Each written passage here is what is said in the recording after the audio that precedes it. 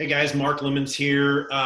Here today for a panel with some amazing agents. Mike Borkman, am I saying that right, Mike? Bjorkman, yeah, it's pretty close. Borkman. Okay, got to get the emphasis on the right syllable. Like Bjork, the singer. There you go. And Jesse Zagorski.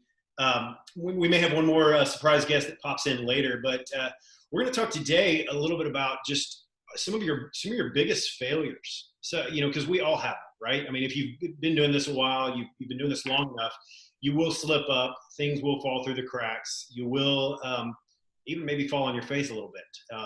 And so would love to talk with you guys just about some of those moments in your career that didn't go so well, that you weren't at your best. And would love to hear just kind of from some of y'all's vast experience, what went down, and give us the story. Tell us, well, first, I guess before we jump into that, I'd love a little bio from each of you guys. Kind of give us your resume in a couple minutes or less. Sure. Mike, you want to start?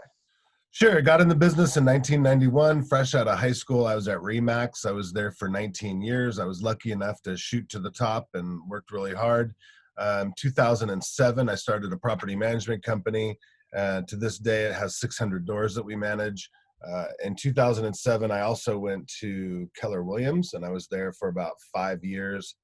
Then I opened up my own HomeSmart franchise, grew that to 4 offices, 300 agents. Took a look at the EXP model and knew I would be out of business soon. So I sold that and been here about 2 years now. Love it. I've sold about 4,500 homes in my career and love real estate. Wow, that's awesome. Just a few deals under your belt, huh? Yeah, a couple. Awesome. Jesse, what about you? I love it. I've been in real estate for 16 years. I need a total count of houses, Mike. I don't think I'm quite up to 4,500, but I've probably sold, thousands at this point. I got into retail real estate back in the retail side. I was answering the phones, working as an ISA, setting appointments for my mom at first, and then became a buyer's agent, then a listing agent, then became a broker of record, ran a team anywhere from 3 agents up to 21 agents. And in the middle, took a detour through the world of REO, which was fun through the last recession. Sold hundreds of homes a year during that, and still run an REO networking group, actually. That's my illustrious history. But awesome. I can't say that. I wish I knew. I'm going to go try to add it up over the last 16 years. How many houses did I sell? Yeah. Not 4,500. Meanwhile, tell us about your biggest failure. My biggest failure? So since Mark said that out loud, my biggest failure, it would have to be around running the team, actually. I mean, I have a lot of failures. I think we could probably tell failure stories for a while today, but my biggest one came around running a team, and it was twofold. I was not coachable. I was arrogant. But the actual mistake was that I grew my team too fast. I absorbed another team and went from about 11 agents to 21 agents overnight. And I wasn't coachable in that. I had 2 different business coaches at the time. Both of them said, don't do it. And I did it anyway, because I'm like, I'm a good trainer. I'm going to take these people. I'm going to make them, make people into salespeople. And then I wasn't coachable the second time when one of my coaches said, all right, you've got 21 agents now. You got a lot of agents that aren't selling houses. You got some agents that are. You better fix this culture quickly, and we can dive into some of the steps that they recommended I take. But I didn't listen. And so I went from having this cool culture of 11 agents that were doing some business and having some momentum to 21 agents where it just killed the momentum. Nothing felt right. My expenses shot up. My production went down, even having twice as many agents. And it was a really, really rocky period. It was rough. That's probably been my biggest failure, I'd say, in my career so far. We recovered from it. That sounds pretty rough. Love to dive a little bit more into that, but if we can just press the pause button real quick, and allow Karina, who's joined us, Karina Cisneros. Karina, if you wouldn't mind, we are live and recording this bad boy. We're excited that you joined us, but would love for you to give us just a brief little bio of your background in real estate, a little bit about you, and then we'll go back to Jesse and dive a little bit more into that story there. So my name is Karina Cisneros. I've been a realtor for 6 years. I'm originally from South America. Became a U.S. citizen 2 years ago. I was with Keller Williams for 2 years. And I'm with EXP for just 1 year. I've sold over 340 properties in the last 5 years. In the last couple of years, 100 properties each year, 30 million volume, 800 GCI.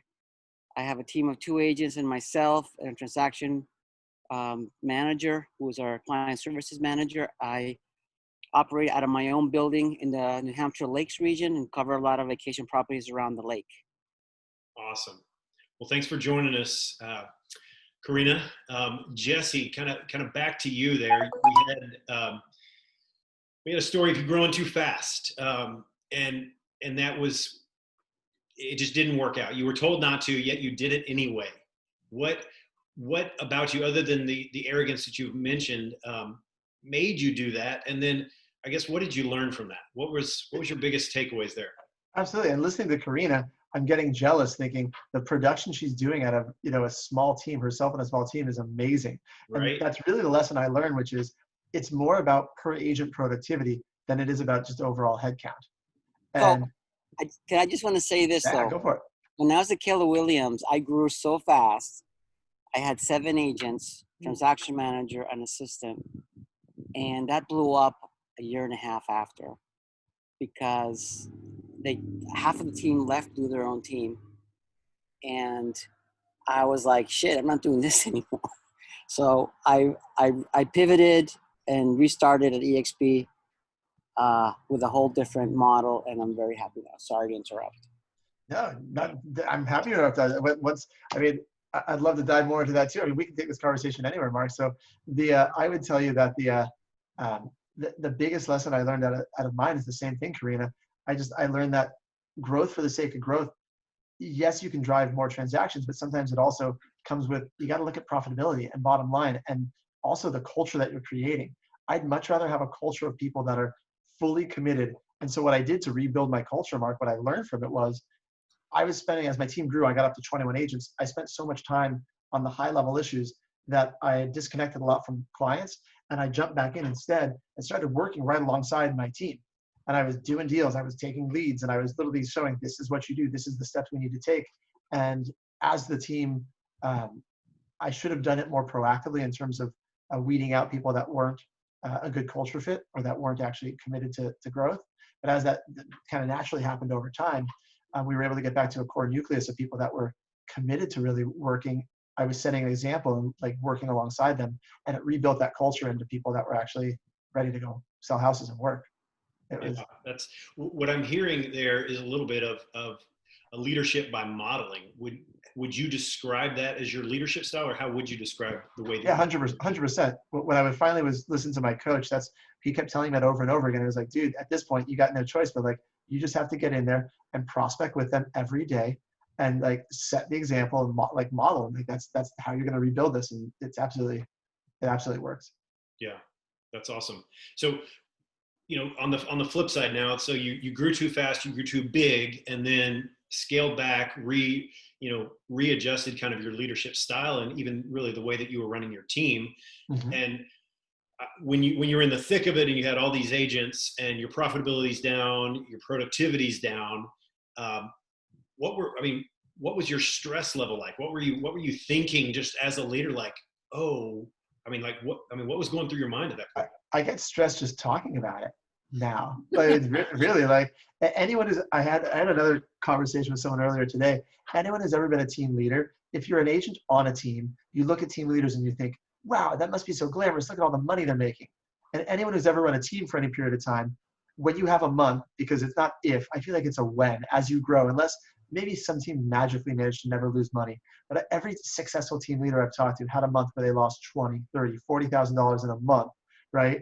And those months are stressful. And yeah, you'll pick it up seasonally typically, and you'll adjust some things, but those are stressful times. Yeah. It makes you question, why am I doing this? Mike's nodding his head. I know Mike's had that time, right? I mean, yeah, I can jump in this conversation big time. Please do. So I've had up to 30 agents, and right now I'm currently running around 12. And when Jesse talks, if we're going to be talking about failures on the team, there's a lot of different places where I've had failure, and we talked a lot about it today on LabCoat. But some of my biggest mistakes were the the way I was running the team, I was running it with an iron fist. Hmm. I was holding them accountable the wrong way.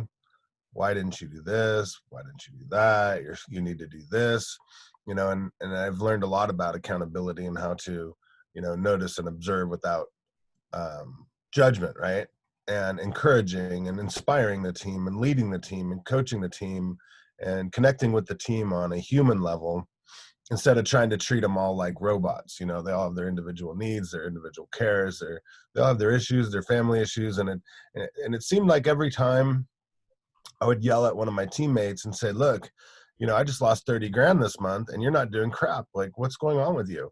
And then they'd say, oh, well, my husband's been in the hospital and he's got cancer. And you're just like, what? Like, so I was always the boss and never the team true leader, right? So I was always getting caught with my pants down when it came time to scream and yell, and then it just proved to me every single time that I wasn't connecting with the team. And I think what Karina just said, when your team likes each other but doesn't like the team leader, they do go out and create their own teams. And I've seen it over and over. Mm-hmm. And they partner up together and they go, hey, thank you, Mike, thank you, Karina, Jesse, for creating this team, but we think we can go run it better than you. And in most cases, they're probably right, because we get so caught up in our own production, we get caught up in our own head, our own egos, and we go, man, we finally got a team that's somewhat decent up and running. I could take some time off and maybe enjoy some of this money, and then we lose control of that team to also. So I'd like to add to what you just said, Mike and Jesse. As an entrepreneur that I am, we got to be the number 5 in production out of 600 agents at KW here in New Hampshire. So I was very magnanimous. I was very generous. And we had pretty good splits. I gave them a ton of leads. I had a great, I still have it, CRM, Commissions Inc. We had transaction management. We had retreats every 6 months to talk about our culture and our goals. And I thought we were a family forever.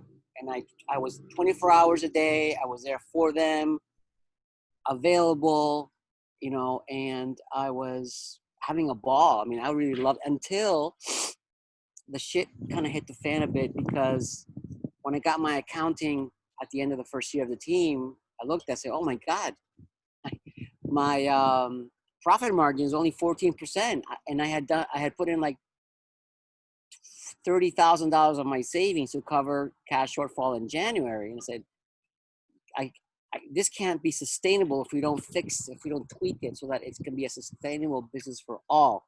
So now, after 2 years, my profitability last year was like 23. And I think this year we're going to get to 33. So I have finally balanced and found the right ratios, thanks to an accounting company over in Arizona who manages accounting for like 600 teams. And they helped me understand where I needed to cut and where I needed to fix it up. So now, after 6 years in the business, I think now I got I'm in the groove, and now I'm very, very careful with adding more expenses or more people. So steady as it goes, just one day, one year at a time. And they'll eventually leave because, like you said, Jesse and Mike, they think they can do better because they never had the pressure of the cash flow and paying the payroll. Okay, so let them figure it out, and I'm happy for them. And I think it's the best thing that happened. The second best thing that happened, or the first thing that best, was coming to EXP, because I'm basically running my own independent little tiny brokerage, and I don't have anybody. I have no palace intrigue and all these people around me, and I can be happy and just run my own place. Look, this is my own little building. Look, my own little building in the background, man. I'm having a ball. Love it. I love New Hampshire. So one of the things I'm hearing is balance from all of y'all, really, and I would echo that. When I grew my team from one other agent to 3 other agents when I moved to EXP, so not only switching platforms and brokerages. I opened an actual physical office as well. And I grew too fast as well. Not quite to the 21 like you, Jesse, or Mike. Y'all are just on a different level. But I grew too fast, and it was hard to maintain culture. It was hard to set the example, because you have to work both on the team, but then in the team too, and kind of on the business and in the business. And so I guess for you guys, where did you find that balance, and how do you know kind of when to grow the team and when to scale it back? Well, for me, it was easy. I was at a KW office, and they were teaching. So every newbie that went through the hallway, I would stop them, I would quiz them, and I would offer them all these beautiful things. I interviewed them. So if they were available, I just wanted to grow, because I thought I had it together. I thought I had the perfect formula. And then it blew up, and I wanted to go big, and I wanted to grow and grow and grow. Right. And but now at EXP, now I don't have that. There's not an office, so I'm not looking to hire, and I'm kind of isolated a bit. And eventually some people come across my way, and we may get together. So that's how I ended up doing it. But in terms of balance, there was no balance. I was completely married to my team. They were like my kids. And As long when as they they could left, fog a mirror, you were good with adding him to the team, huh? what's that? I said, as long as they could fog a mirror, you were okay with adding him to the team. Well, not really. I mean, I did have some pretty high standards, and I was holding them very accountable. Sure. But I realized that if I was way too strict like Mike was, I'd lose him. And there's not like a lot of realtors around. We're only a small 1,200 MLS realtor system here. Okay. So Wow. I had to balance out, and eventually things settled naturally where they're supposed to. The 4 ones left. I was left with 2. When I wanted to come to EXP, they didn't want to come, so I was by myself. So I started over. Yeah. Well, Mike, I'd love you to chime in on that too. Just, obviously we all look at profitability, and that is the bottom line, right? And that matters. But where do you decide on how and when to grow, and how and when to scale back? And what are some of those key metrics that you look at? Well, I'm glad that she had a chance to talk about that, because it gave me time to really think about it. And as I look back, and when I've had a big or small team, when I get burnt out on real estate is when I build my team. I buy a bunch of leads. I train and hire a bunch of buyer's agents, and throw them into the mix. When I'm really active and in production myself, I'm not so into building the team, because I'm very profitable and I'm very busy. And then I go through those stages. But last year when I lost my team, probably about 10 people in a matter of 60 days, I like to say I cleaned house and got rid of them, but it was mutual. And looking back, I was like, in a different world, and I was overselling homes, and it fell apart. But that's the hard part, is when I'm burnt out on real estate, I hire, and then when I get to a certain spot, it crumbles, because I'm still burnt out and I'm trying to enjoy it. But as far as scaling, I'm really bad with numbers. I'm super high I, right? So I don't really even run numbers. I look at my checkbook and how my lifestyle is going. But the honest Appreciate the honesty too there. Is there money there? I'm profitable. Yeah. The truth is I kind of look at it, I say every agent's going to sell 1 home a month. That's in my mind, right? So if we get a $10,000 commission, we split that, there's $5,000. So if my bills are 20 grand, I need to sell 4 homes a month, or have the agents sell 4 homes a month. So I'm thinking, well, if I have 10 agents, that's 10 sales a month, that's 100 grand. And if I can put 50 grand in my pocket, that's okay. Because what I never do is change my expenses. I shouldn't say never, but I rarely do. I typically have the same ad spend, the same office setup, whether I have 1 or 2 agents or 20 agents. So scalable for me, and everybody argues with me about profitability, but it's true. The more agents I have, the more profitable I am, because they get trained, they get lucky, they get referrals, and they actually do sell homes. Some might sell 2 or 3, but the average is 1 a month. So that's kind of how I know when to scale. Like right now, I'm like, I need to build this team, not only for my FLQA, which is crazy right now, but the profitability, I need it to go up right now. And I think if I can get them to sell a home a month, like I said, and I feel like the way I've learned how to hold them accountable, how to train them, I've actually put in a team leader, which I'm paying them off the top to run the team for me, or help, I should say. Sure. He runs the huddles, he runs the role plays every day, he runs the office meetings, and I'm just like the guy on the pedestal to train them all the scripts and dialogues and all the cool stuff. And at the end of the day, the guy that writes the checks. But since my expenses don't really change a whole lot, they might, what does it cost me to have an agent? I want to say it's about $300 a month, right? Per agent. If I really dive deep and look at the CRM and little minuscule things, whatever. But that's not a whole lot of overhead. It's kind of like owning a Remax franchise where you have to pay $300 a month for your agent. You're hoping to get that back. So I'm at the point now where I want to build my team to 40 agents and make 400 grand a month, put 200 in my pocket. The rest of it pays my business.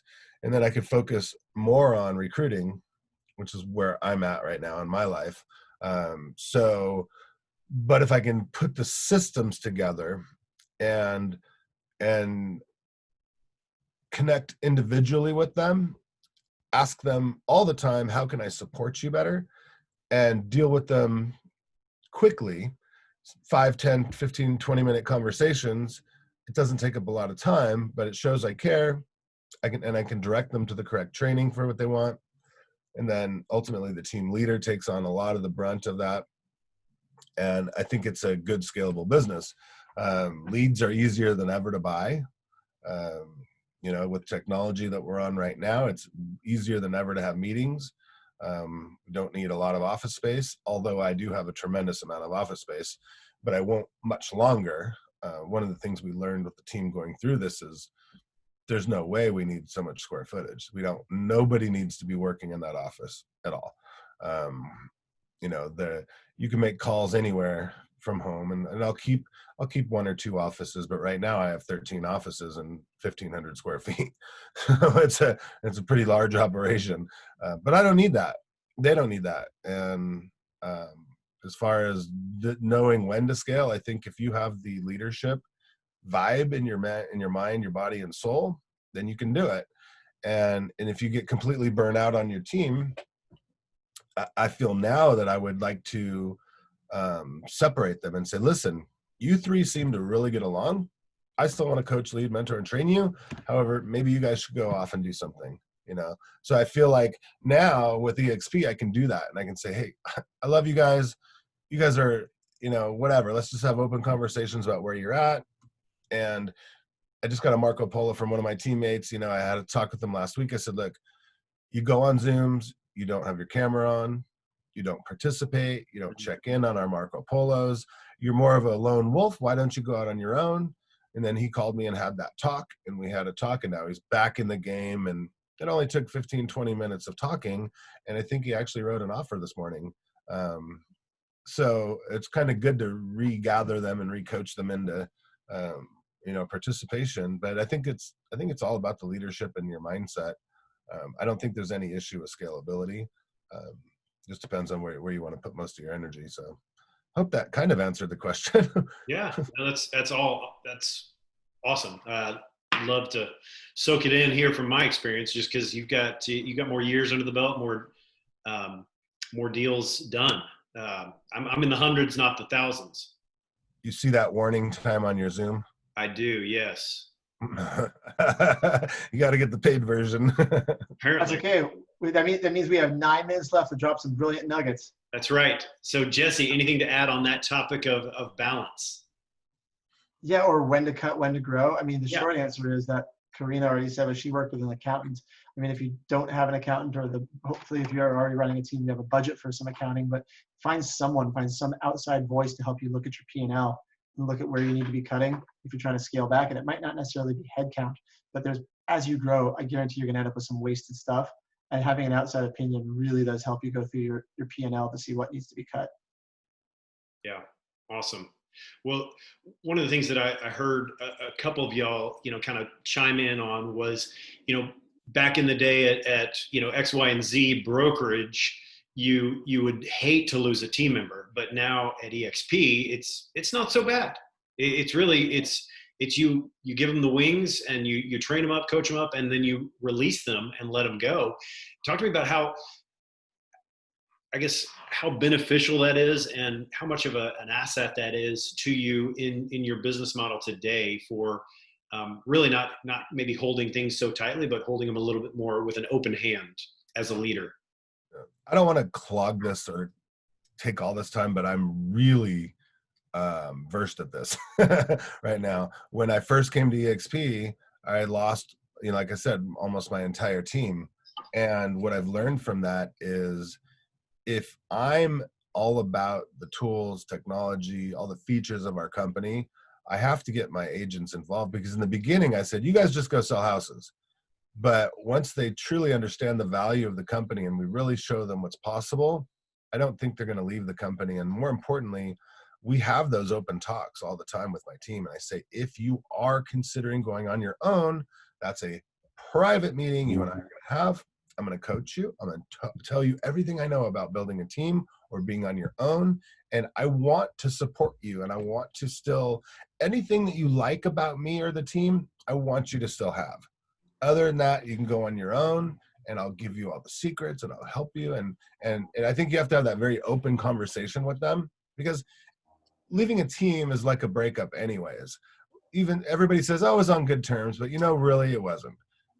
Somebody left for a reason. There's always an awkward feeling, and then they leave the company, and I don't want them to leave the company. I want them to stay. And I think that's one of the biggest things that I use in recruiting is the retention aspect of it, because they do have everything they need to be successful. They just need to know about it, and they need to know their team leader is, coming from a place of abundance, not scarcity. And they need to understand that, there's different stresses of running a team, and we want you to stay. And that's part of this company, because whether you're on the team or not, the company is the right place. And that's what they need to understand, especially new agents, because they don't know what they have.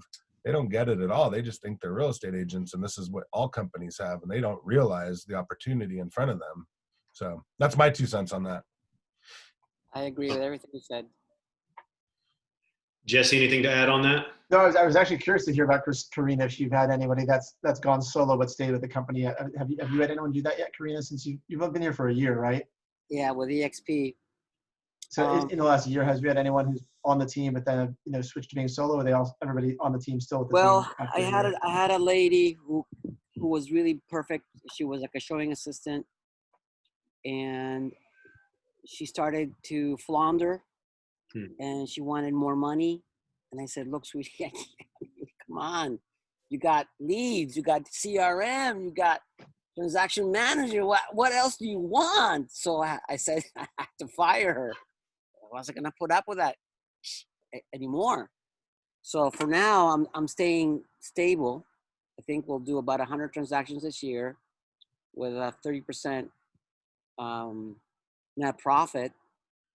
After expenses and paying other commissions, I think we're doing pretty well at this level. Now, I do want to grow, and I'm racking my brains to find out how am I going to do that. I haven't decided if I want to, or how, or when. Right. Yeah.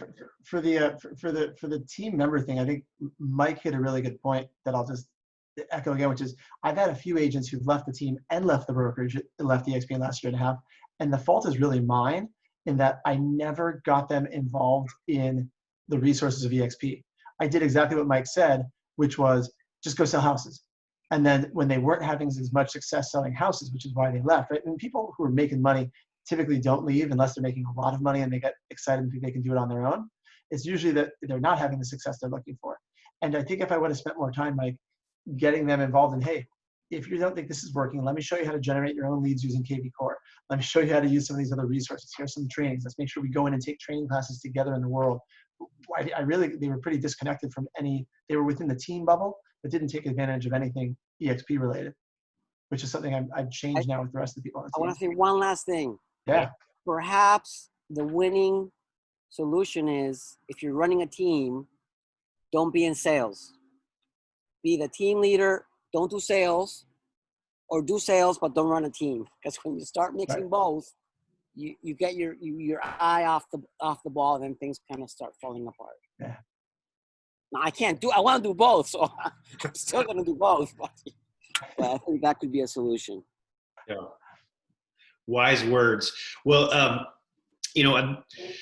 wanted to chat a little bit more about leadership. We got just 3 minutes left here, give or take. And so would love just maybe some parting words from each of you, either on that failure topic, on the leadership, on the team, the growth, and maybe finish up with some of your biggest takeaways from those failures as well, to kind of just circle back on that topic. I want to say quickly, I love failing. Every time I fail, I win because I learn so much. I'm not afraid of failing. I always try different things. 10 things, if 1 or 2 stick, I'm a winner, and I learn from my failures. Love that. Yeah, that's awesome. Jesse, what about you? I mean, really the same. I'm a big fan of modeling after other successful people, and every single successful person I've seen, you start to see the pattern, which is it's okay to fail. And in fact, you have to, if you don't fail, it probably means you're not pushing yourself enough. So you got to have some of those failures. And if you embrace them and look for what is the learning lesson within it, then that's the way. And yeah, is it going to suck in the moment? It will. I don't like failing in the moment. I mean, I love it. I appreciate Karina. Like I'm not a big enough person to in the moment sometimes think this is good. I'm learning from, like, no, this sucks. But the question is, how long do you stay in that this sucks mindset versus shifting past that to the, okay, what did I learn? What can we go? Where can we go from here? That's the difference of successful people, is they get out of that this sucks moment onto the next phase faster. Yeah. Mike, any parting shots from you? Yeah, I think one thing to remember as a team leader or in leadership in general, that you don't have to do it the way other people do it. Just because one teammate, a colleague is doing something one way, doesn't mean you have to. You can slice and dice up your team any way you want it. You could have just one ISA and a showing agent that you pay $20 an hour. You can have 2 buyers agents that are really, really good and 2 listing agents. There's nothing wrong with hiring a team of 10 listing agents and 1 buyer's agent, so you can mix and match all you want. Just depends on where you want to do. And, and I always say, don't do anything unless you like it or hopefully love it, and I'm at the stage of my career where I don't love any part of this except for recruiting. But I also do need to do it because there's a need for the money, right? So I try to take what I don't like and don't do it nearly as much. Awesome. Well, thank you all. It's been a blast to visit with you guys. We are pretty much out of time here. So again, you all have a great day, and thanks again for sharing the wisdom and nuggets. All right, Thanks, guys. Mark. Yeah, that was fun. Bye-bye now. Bye, Mike. Take care.